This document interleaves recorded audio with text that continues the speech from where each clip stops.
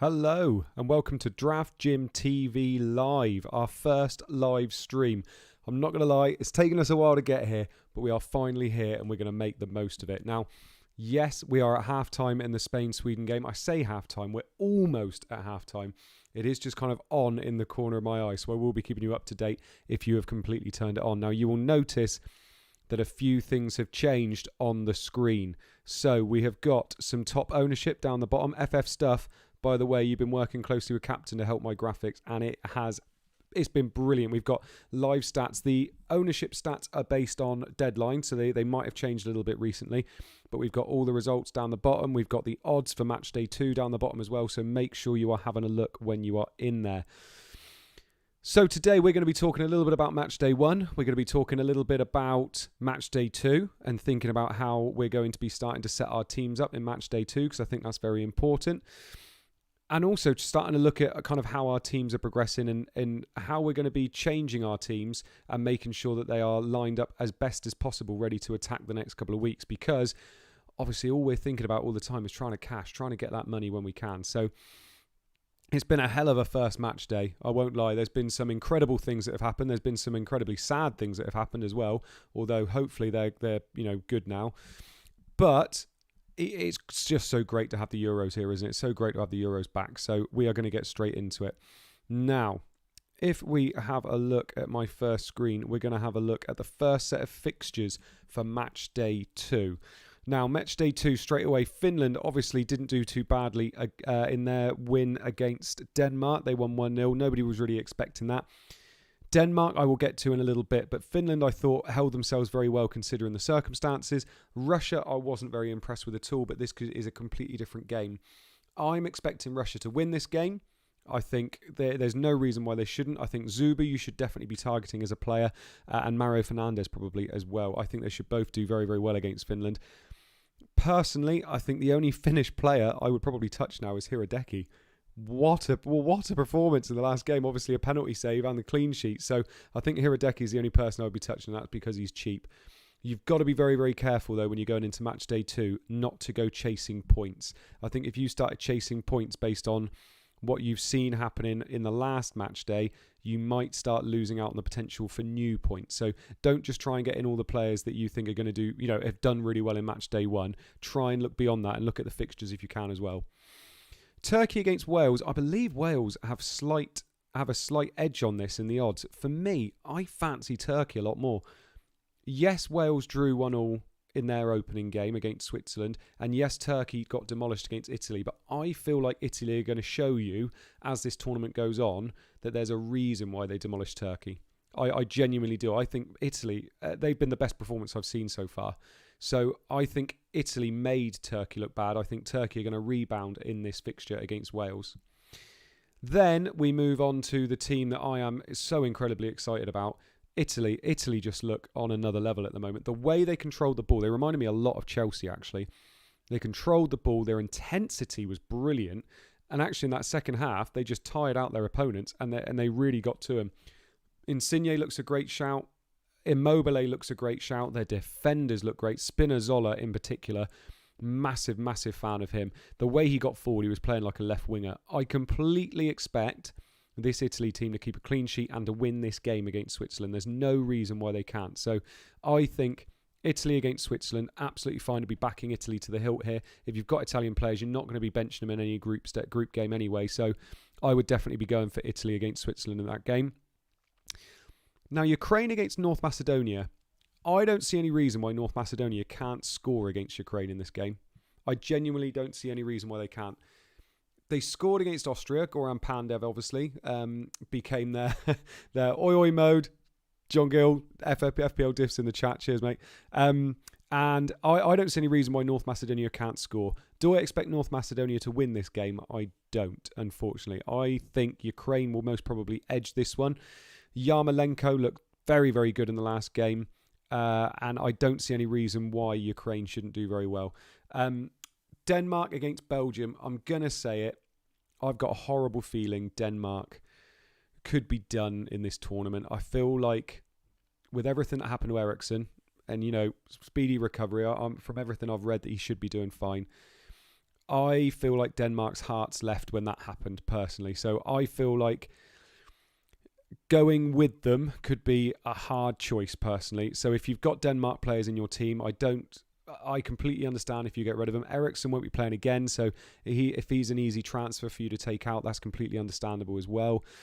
Belgium, I don't think looked as good as Italy, but they won 3-0 against Russia. I think that's absolutely fine. So yes, I would be back in Belgium in this game. They're not my favourite assets to be going with, but I do like them. Daniel Curtis is in the chat. Oi, oi, we've got lots of oi, ois going on tonight. So yeah, I would be back in Belgium. I think Denmark, unfortunately, like I said, I don't think their hearts are in it anymore, so I would be back in Belgium. And then Netherlands versus Austria. I think could be a really tough game for the Netherlands. They showed us exactly what we thought would happen, that their defence wasn't up to scratch, but their attack could easily get at teams. So I would be all over Depay. I think Depay could have one of his comeback games in this one. I feel like he could do really, really well in this fixture. So I think Depay can still be your captain against Austria. I think Depay could be easily backed. If you haven't got Depay in your teams yet, I see no reason why not getting him. I think he's so highly owned anyway that I think he's going to be sold by a few people potentially. So you could look to get him into your team if you would like.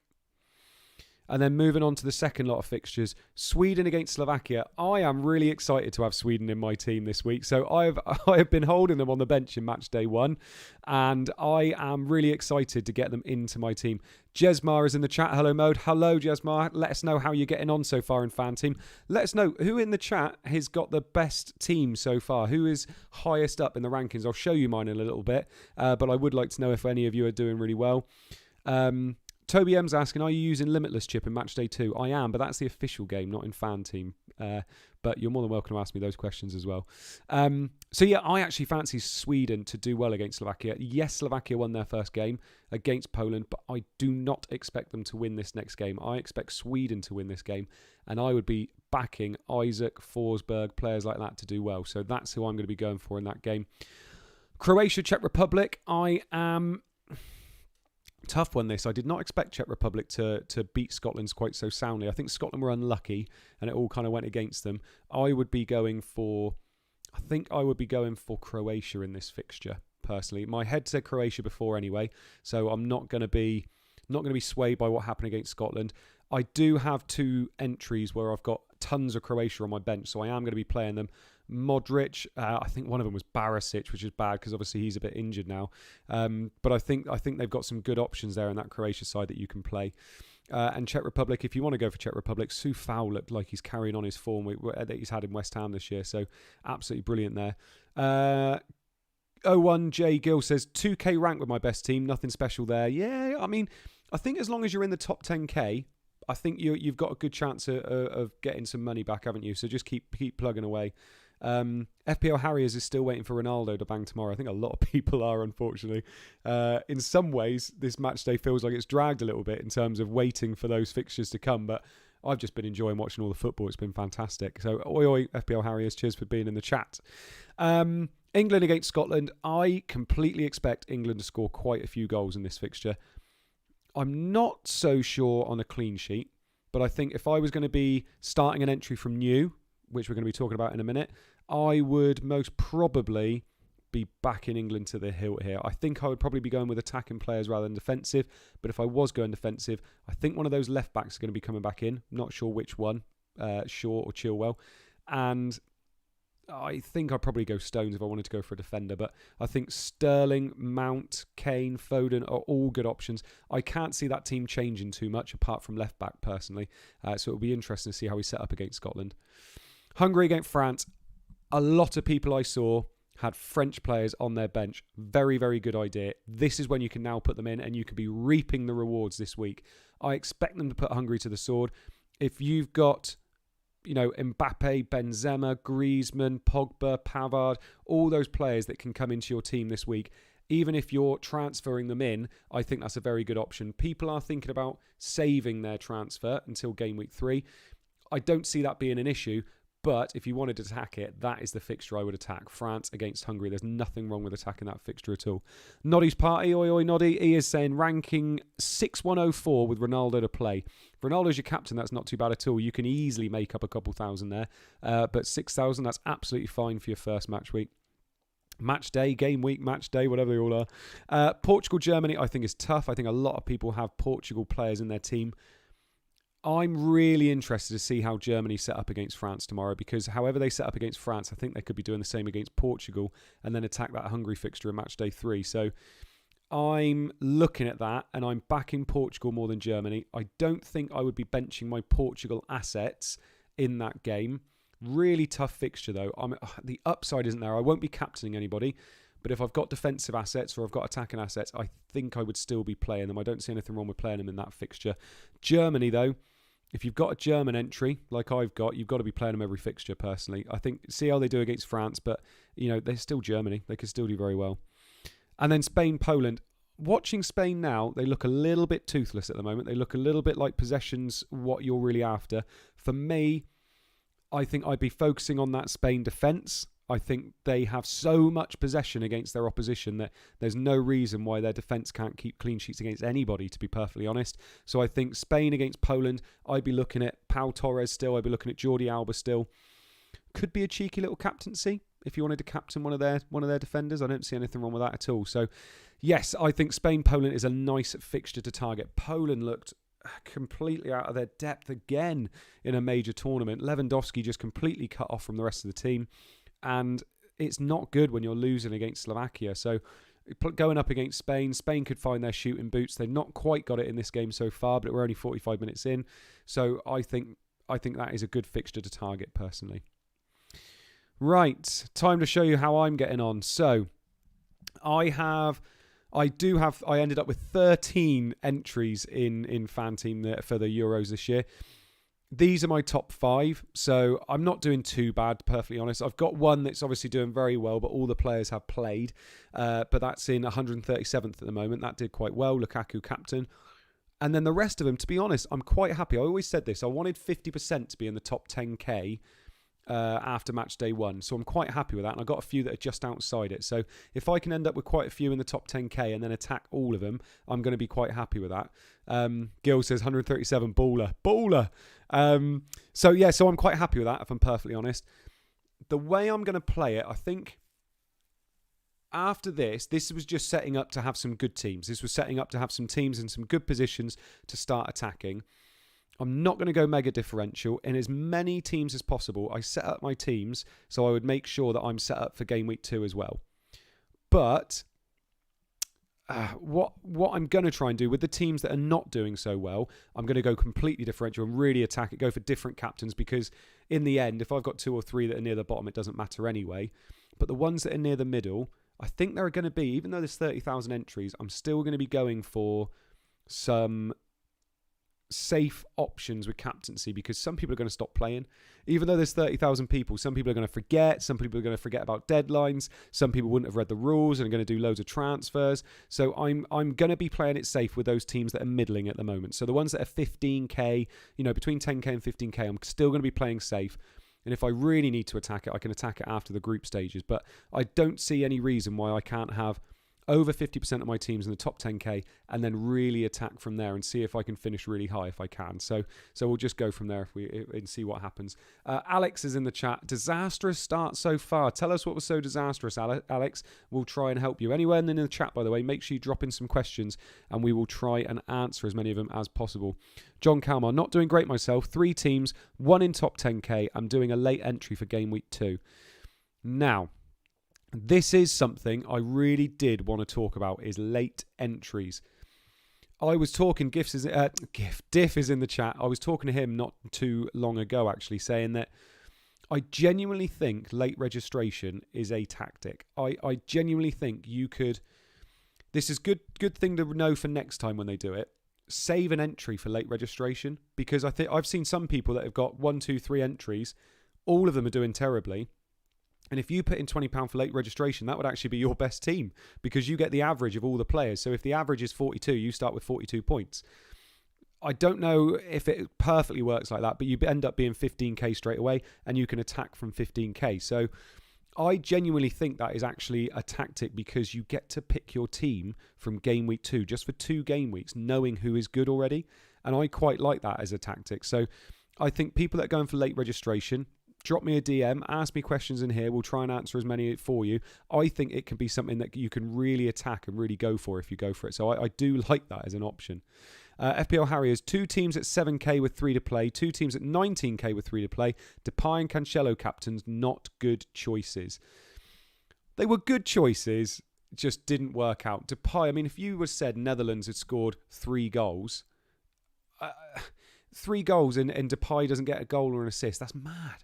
Absolutely mad. Wijnaldum, by the way, what a player he looks for the Netherlands in terms of how he plays for the Netherlands. He gets forward so much. He looked like, reminded me of Gundogan for City this year, actually. Really, really good. He really impressed me when he played. Weghorst impressed me, and Dumfries, he gets forward. Love him. Frank, FF Stuff, cheers for all your help, by the way, for helping us rate all your information to help me with the stream. Thank you very much. He says you can build your budget also and unlimited changes to get the price rises. Exactly. It's not like FPL. You don't have to wait for 0.2 to get 0.1 of value. You get that 0.1 of value straight away. So if you get unlimited stuff, literally you could be building up 1, 2, 3 million by the time it starts off. 3 million is maybe a bit of a push, but you can easily get 1.5 million. So it really is a tactic. Jonathan Gill says, best Eriksen replacement with nothing in the bank. I think, if I go on to my next bit here, I think I would be all over Forsberg. I really like Forsberg against that Slovakia defence. I quite like that. I would also be over Malinovsky as well. He really impressed me. I really like him. When he played against Netherlands, his delivery was beautiful. So I think I'd be on one of those two personally. If you've got nothing in the bank, you can downgrade Eriksen and then you can look to upgrade in match day 3. I would be on Malinovsky or Forsberg personally. I think they're going to show you why they are such good players. Now, this, by the way, is if I was going into late registration and I was thinking about just this week, this is the team I would probably put in. If I was going for a best team, if I was free hitting this week somehow, I think this is the team I'd be putting in. JSB21 JSB has put Yarmolenko's better than Malinovsky. I don't think so, personally. I think Malinovsky's a better player. I think he's younger. I think Yarmolenko is a bit hit and miss. The goal was beautiful, don't get me wrong, but I think I'd be going for Malinovsky over him in a heartbeat, personally. So this is the team I would have if it was free hit in match day 2. This is with the restraints of the budgets in FanTeam. I haven't really thought about stacking too much. I've just thought about the players I like for this game week. You can tell how much I like Italy. Spinazzola, like I said, is like a left winger. Beautiful when he plays. Got that assist. I think he could have a great tournament. Insigne and Immobile, I think, speak for themselves against the Swiss defence. I really like the way they went forward, and I really think they're just going to keep the ball and grind teams down. So there's nothing wrong with that, I don't think. Then, if I talk about the defence a bit more, Simon, again, as I said, Spain are going to keep the ball so much. I expect them to keep a lot of clean sheets in this group, and I think against Poland, there's no reason why they can't. Alderweireld I have put in there, but I haven't put another Belgian player. I did start with Lukaku over Immobile, but the kind of budget restraints, I couldn't really get him in there. So I've gone for Alderweireld because I expect him. Like I said, I just don't think the Danish hearts are in it anymore. So I've gone with Alderweireld because I think Denmark are going to struggle to score goals. Although they're at home, I think what I saw against Finland, I'm hoping it's just that the fact that they shouldn't have played really. So I'm hoping it's just that, and maybe Denmark show us something different. But it's a hard fixture, and I'm worried that their heads aren't in it anymore, unfortunately. Pavard and Griezmann, I think France is the fixture you want to target. That Ferran Torres could easily be Pogba. I think Pogba's been really overlooked. I really like him in tournaments, especially playing for France as well. So I think he's been overlooked, but you could easily put him in there as well. Griezmann could easily be Mbappe, could easily Benzema. So yeah, I do like France on the whole. Like I said, I've got 2 or 3 drafts where I've got 3 French players, and I really like it. Jonathan Gill again. If you have any playing players on your bench, do you think a -4 is worth it, targeting just the 2 fixtures to switch out someone with not so favourable games, or rather take the gamble? I personally, I think in all my entries, even though I've got Eriksen in some of my entries, I've tried to make sure that my bench players will come on and my team will still look good. The 1 or 2 teams that I'm really struggling with is where I've got Eriksen. I have Florenzi. Looks like Florenzi's going to struggle for fitness this tournament. And obviously Eriksen's not going to be playing. So in that instance, I think a -4 isn't too bad. For a player that you know won't play, I don't think it's too bad because you're going to need your bench. We've seen that. The subs that are happening, the rotation that's happening, I think you're going to need your bench. So a -4 for a player that isn't playing to make sure you have a good bench, I think is absolutely fine. But I wouldn't be doing any more than that, and I would not be doing it for a player you know is going to play. I think we've already seen it. Slovakia won 2-1 against Poland. We've had some other fixtures we weren't expecting. So those players that are on your bench, as long as they're okay players, I think could still do damage when you want them to. FPL Harriers is saying top ownership stats are very interesting. They are very interesting. Depay, 74% owned. We said he was a bargain, didn't we? Lukaku, we can understand. Kane, we can understand. Hopefully Kane comes back with a bit of a bang. Ferran Torres, I've put in the middle there. I'm watching him tonight. I'm waiting to see whether their possession means, just like Italy, the team get tired and they can go up against them in the second half, but we'll see what happens. Forsberg, like I said, and I was talking to Diff in the chat saying I really like Forsberg as an option. There's nothing wrong with Forsberg at all. I think he is a good player against Slovakia as well. Nice stuff. And then up top, Kane. I've got to back England against Scotland. Scotland looked unlucky, but at what point does unluckiness turn into you're just not that good? So I am backing Kane. I would probably be looking to captain either Kane or Griezmann or one of the French players personally. I think they probably got the best fixtures out of all of them. And then on the bench, Hiradeki, just as a bit of a nod to the fact he was an absolute legend this game week. Elmas as well. I think Elmas is somebody that played really, really well in his fixture against Austria. And I think against Ukraine showed that they can concede goals. So why not back North Macedonia a bit? Soufal carried on his dominance from the league and brought it in against Scotland. So there's nothing wrong with Soufal either. And then Mario Fernandes against Finland. I think these are just kind of budget options on the bench, but you can see kind of what you're going for there. So I think I've got one more thing to show you. No, I don't. That's it. That's one of my ones from last week. So unless there's any other questions in the chat, I mean, feel free to ask me any questions in the chat if you would like. That's absolutely fine. But apart from that, I think that's probably it. So let's just have a quick look back at the fixtures. We've gone through the fixtures. We've gone through my entries. I hope I can build on that as we go. I do have a triple Spain defensive team, so hopefully they keep a clean sheet. And as I said, that is my favourite team of this game week. So for everybody that's in the chat, thank you so much for joining me. Thank you so much as well. Make sure you like and subscribe and have a good game week.